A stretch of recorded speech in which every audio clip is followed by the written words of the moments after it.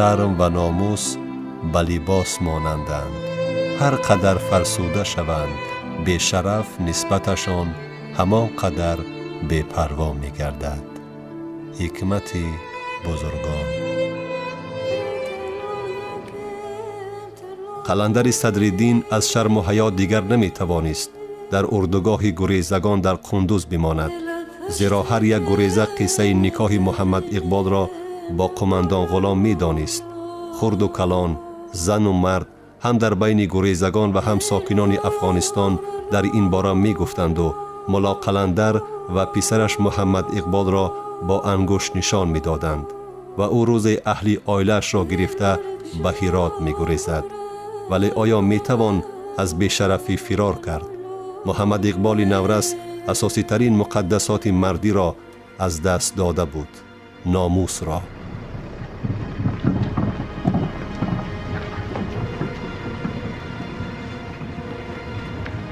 اصلا درست است که گناهکاری اساسی در این بی‌ناموسی و بی‌ننگی و فاجعه به سر محمد اقبال آمده پدرش و سرکردگان تشکیلات تروریستی نهضت اسلامی بودند که جنگ خانمانسوز را بر سر مردم تاجیک کشیدند.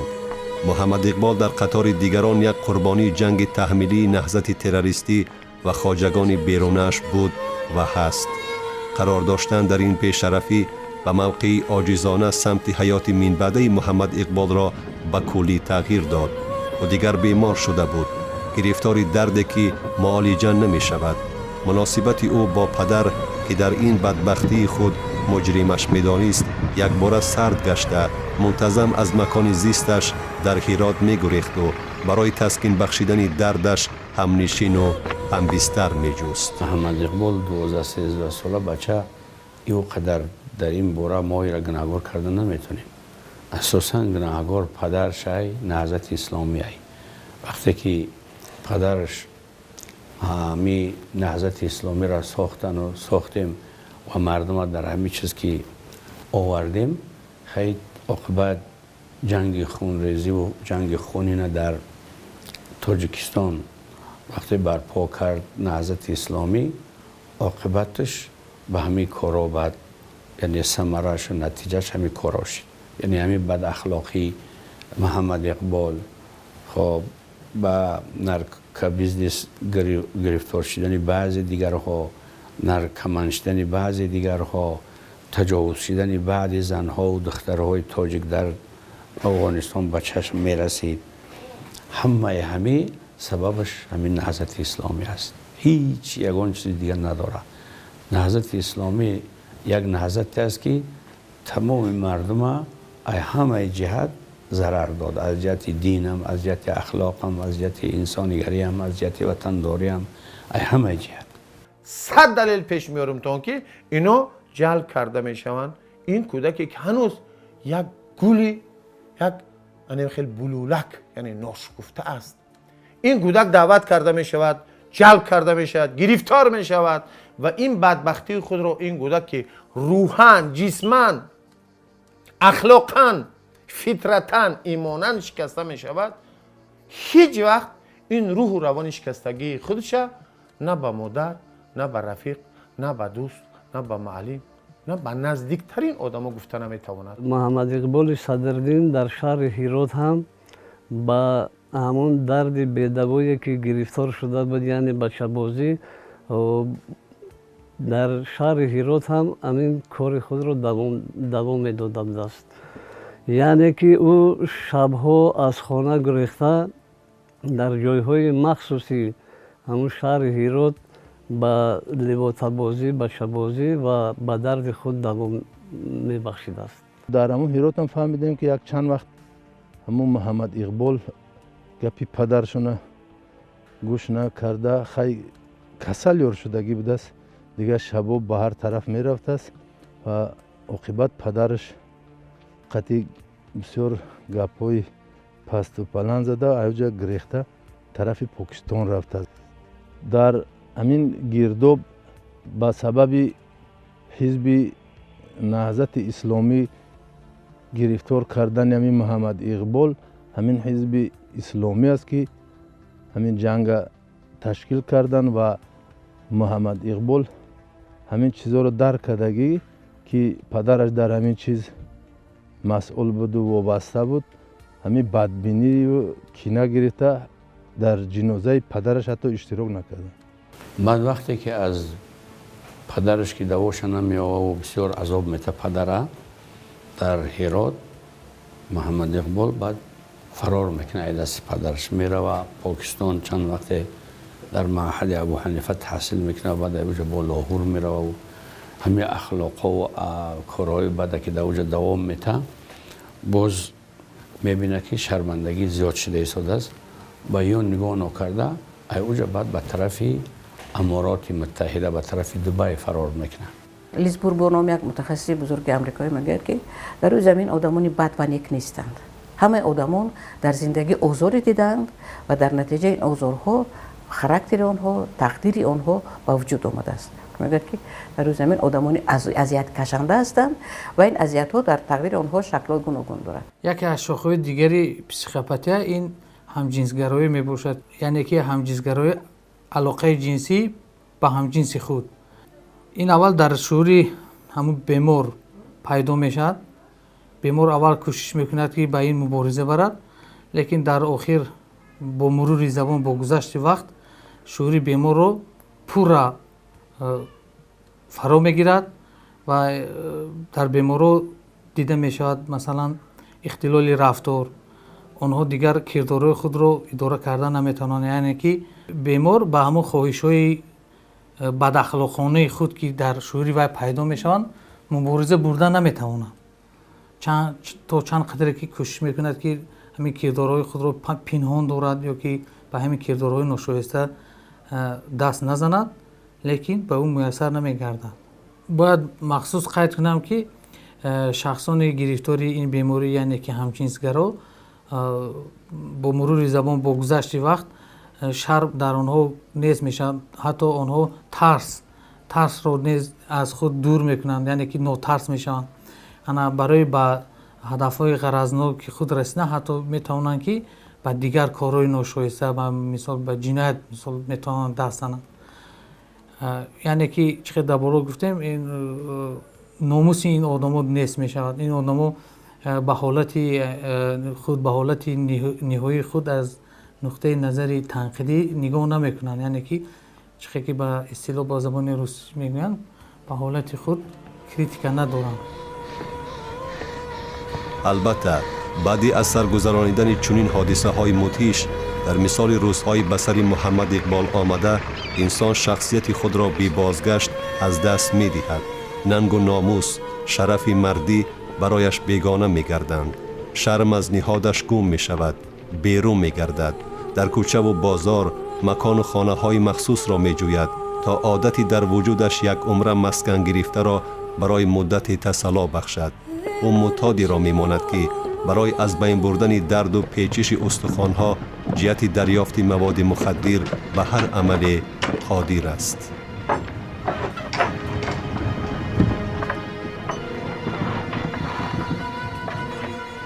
وقتی که روح ما رو میشکنن ما آدم کامل حیاتن نبی شده نمیتوانیم و روح این آدما وقتی که یک بار و دو بار و سه بار و چهار بار اینا به این کارها جلب کرده میشوند، اینا سیر و اسرار خود را به بیرون به دیگران نقل کرده نمیتون. آدمایی میشوند که همیشه در یک فضای محدود زندگی میکنند. آدمایی میشوند در دل خود کینه زیاد میگیرند. آدمایی میشوند که نسبت جمعیت با آنه که آنها را شکستند اینا قصاص گرفتن میشوند. به این جمعیت یک ننویست، یک بدبینی نسبت جمعیت، نسبت آدمیت پیدا می شود در وجود این انسان ها. اساس کار، بنیاد کار از چی سر می شود؟ اولی کار با شکستن روح و روانی انسان سر می شود و بالاخره اینها آهسته با این روح شکسته، با این قلب شکسته، با این جسم و روان شکسته خود به آن کار عادت می کنند. از همه بدبختترین اعمال این است که وقتی روح و روان اینها شکسته می شود، اینها کوشش میکنن که دیگران را به این بدبختی جلب کنن، کودکان دیگران را جلب کنن، پسران دیگران را، دختران دیگران را که آنها در مکتب میخوانند، اگر گالستوکش بستگی و لباسهای زیبا پوشیده رشک میکنن به آنها و کوشش میکنن که از طبقه سالم به طرف خودشان آدم را جلب کنن.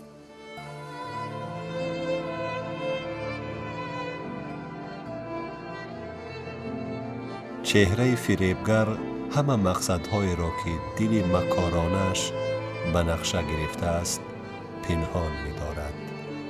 حکمت بزرگان. طور شاهدان نقل کردند بعد این حادثه های پر از ننگ و نفرت و شرمندگی در میان عامه، ملا قلندر با اهل عائلش به هرات کوچ بست. یعنی خواست از نظر جامعه و مردم خودی آبرو ریخته و پسری ناموس باخته‌اش را پنهان کند، ولی کجا میتوان از خود گریخت؟ هر دفعه محمد اقبال را دیدن آتش شرم و خجالت سراپای وجودش را میسوخت، خاکستر میکرد. و ضمن این شب و روز از خانه غیب زدنهای محمد اقبال احوال او را خرابتر میساخت، زیرا یقین میدانست که پسرش باز پی جستن ملهم دردی که دوایش رفته است.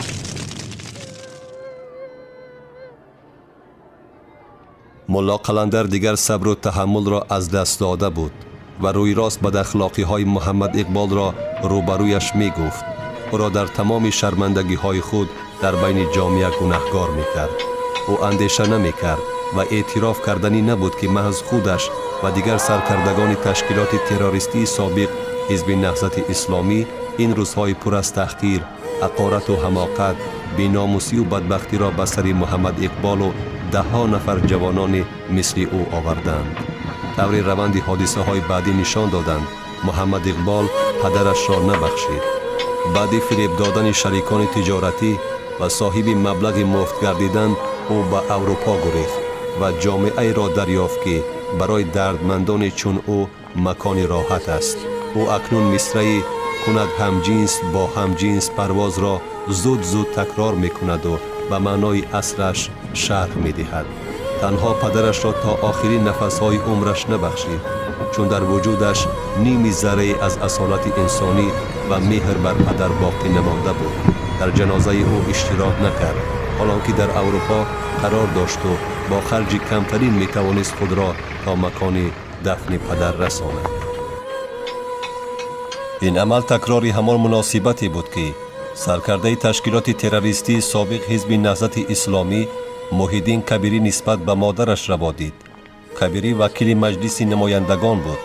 با کارهای شخصی و حزبیش به مسکو رفت و در وطن مادری بیمار و تشنه دیدار فرزند وفات کرد.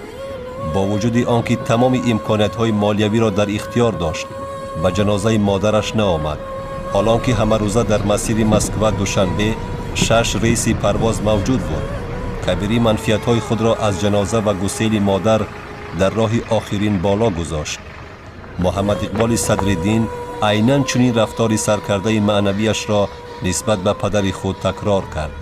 یعنی با زیاده از 20 ریس پرواز سمالیات‌ها بین فرانسه و پولشا حرکت بی‌محدود قطاره و اتوبوس‌های مسافرکش نگاه نکرده به جنازه پدرش نآمد.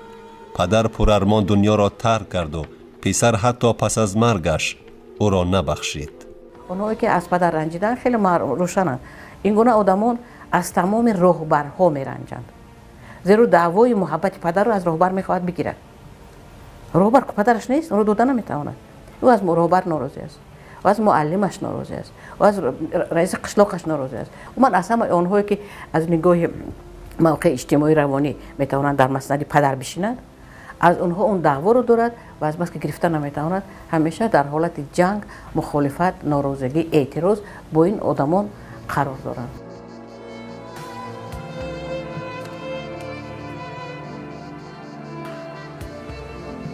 اشخاص قلاب و متعصب تنها پشیمان می شوند، اما اصلاح نمی کردند. حکمت بزرگان. از ناموس گم کرده مثل محمد اقبال صدرالدین دیگر چی را میتوان انتظار شد؟ در نهاد او شخصیت جایگاه خود را گم کرده است. از نشانه های مردی برایش تنها همان واژه نشان دهنده حیثیت جنسی باقی مانده است که در ورقه شناسنامه‌اش ثبت است. محمد اقبال صدرالدین ثمره میوه تلخ نهال جنگ است. سخن اینجا تنها درباره او نمی رود. حادثه بر سر او آمده باید نفرت همگان را نسبت به جنگ به وجود آورد. این فاجعه ملی است که نورس را غلام پدیده منفور و شرم‌آور دایره های افراطی موجوده بچه بازی گردانیدند. این غلام دیگر حیثیت و شرف ندارد. مفکوره غلامی و مبلغی از حساب آن دریافته دیگر برایش امکان نمی دهد که از مقدسات سخن گوید. حتی اسلام او در نوک زبانش است، نه در عمق قلب. اگر مسلمان حقیقی می بود از تهمت، غیبت، دروغ، دشنام، ناسزا، بدنام کردن دیگران، رنجانیدن، عیبجویی، سخنچینی، ریا در گفتار، شهادتی بر دروغ، خبری را ندانسته پهن کردن، سوء استفاده دین و مذهب، با مکر و فریب قرضدار، کساد و خانه ویران کردن مردم پرهیز میکرد. این گونه آدمان میتوانند در هر کجای زندگی ما با شما بخورند و اگر که این گونه آدمان به عرصه سیاست می‌درآیند، خرابکاری را میتوانند از خانه خودشان سر کنند. اینا میتوانند نسبت ملت خودشان، نسبت دیار خودشان، نسبت اهل و اولاد خودشان، خشتبار خودشان، باز بس که محبت ندارند، نفرت. این جایی که محبت نیست اونجا خلق نفرت پر میکنند و آنها همه این اوزار و علم و داشتگیشان رو به سر دیگران میریزند. یعنی علم عیسی رو از موسی میگیرند و در این میتواند پیش روشان ملت هم باشد، میتواند اهل و اولادشان باشد، خشتبارشان باشد. اینها اون وقت دیگر چون که گفتم این چون کودکی که برای قند خشم میکند، اون وقت دیگر اینو جدا کردن نمیتوانند که این به منفعت ما است یا به ضرر ما است، این به منفعت کی هست به منفعت کی نیست. اینها همیشه از منبر درد سخن میکنند. وقتی که یک جاتون درد میکند عقل تحلیلی کار نمیکند. محمد اقبال صدرالدین قربانی است، قربانی جنگ و جنگ اندازها در سیمای تشکیلات تروریستی سابق حزب نهضت اسلامی. جنگی که برادر را میکشت، جنگی که یک نفر را به خیانت کردن مواجه ساخت. اول در برابر ناموس جوانمردی، اکنون بر ضد ملت خود. تحقیر و بیناموس شدن خود را عیب ملت حسابیدن است. میخواهد انتقام گیرد. توسط هرزگویی ها و حقارت و توهین در شبکه های اینترنتی آرزو دارد که چنین درد و بدبختی ها باز بر سر ملت بیاید. تعداد خیانتکاران و همصف و همدردان خود را زیاد نماید. این آدمان خیلی خطرناکند، برای خودشان خطرناکند، برای اطرافیان خطرناکند. آنها با کمک ما و در بعضی موردها شاید با اصولهای دیگری که آنها باید از دیگران برکنار کرده شوند شاید نیاز دارند. همه اصل عملهایی که ما داریم از نیت آغاز می‌یابد. اگر سرچشمه کار ما نیت ما محبت باشد، عالم گلستان میشه. ولی اگر نیت، سرچشمه، منشأ عمل ما، تکان دهنده کار ما نفرت باشد، رنجش باشد، انسان به مراد نمیرسد و به کسی هم نیکیش نمیرسد. و جایی که قدم این آدم میرسد متاسفانه میتواند خرابی ها به وجود بیاید. مسلم است که ملت ها محض برای پیشگیری نمودن چنین فاجعه های ننگین و سنگین استقلالیت میخواهند. صلح و صلاح، آرامی و آسودگی را مقدس میدانند. ما نیز باید به تکرار شدن چنین حوادث ننگین دیگر راه ندهیم. ریشه منفور عقیده، مفکوره افراطی تبلیغ کننده جهالت و تاریکی را که زمینه بر سر محمد اقبال ها آوردن چنین اذیت و آزار را فراهم می سازد نیست نماییم. امروز ما در وطن عمر بسر می بریم که راه فردای نورسان و جوانانش روشن و درخشان است. هر یکی از تمام امکانات برخوردار است تا آزادانه در مکتب، دانشکده و دانشگاه تحصیل نماید. راه دلخواهی سرنوشتش را خودش انتخاب کند و آینده خود را با دست خویش بسازد.